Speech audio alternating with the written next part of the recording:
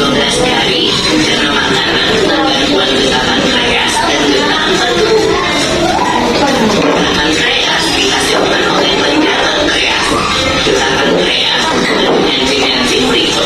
Enzim amilase berfungsi mengubah zat tepung atau amilo menjadi zat gula atau glukosa. Enzim tripsin berfungsi mengubah peptol menjadi asam amino. Enzim lipase berfungsi mengubah lemak menjadi asam lemak dan gliserol. Kalau getakan batu dihasilkan oleh hati dan disimpan dalam kantong embun. Kantong embun berfungsi untuk mencerna lemak. Selanjutnya, usus kosong atau jejunum terletak di antara usus 12 jari dan usus penyerapang. Usus kosong memiliki panjang sekitar 2,5 meter dan berfungsi untuk mencerna makanan dari usus 12 jari. Terakhir adalah usus penyerapan yang merupakan tempat penyerapan sari-sari makanan.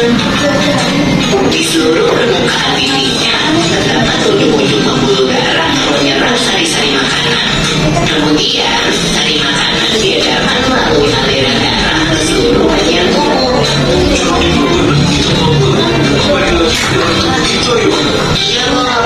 Habis itu, sisa makanan yang dicerna masih berlanjut ke usus besar. Nah, usus besar berfungsi menyerap cairan, vitamin, dan mineral dari sisa-sisa makanan yang telah diserap oleh usus halus. Pada usus besar terdapat bakteri yang berguna untuk tubuh bernama E. coli yang berfungsi untuk membantu proses pembusukan sisa makanan. Proses pembusukan sisa makanan akan menghasilkan kotoran feses yang kemudian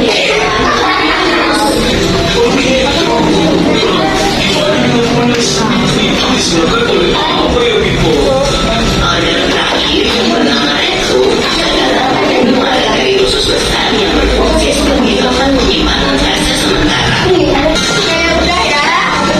Jadi tadi usus terpanjang apa usus apa? Berapa panjangnya? 6 sampai 7 meter. Jadi bisa bayangin nggak teman-teman di tubuh kita itu ada usus halus yang panjangnya 6 sampai 7 meter. Nah selanjutnya kita akan membentuk kelompok nih. Yang tadi di sini ada berapa?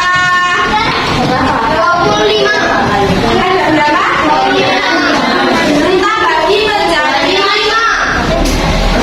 Jadi 6 kelompok berapa? 6. Terus di sini 1, 2, 3. Yuk yang kelompok 1. Bisa maju ke depan aja dulu ya. Depan. Do ba do ba do ba do ba do ba do ba do ba do.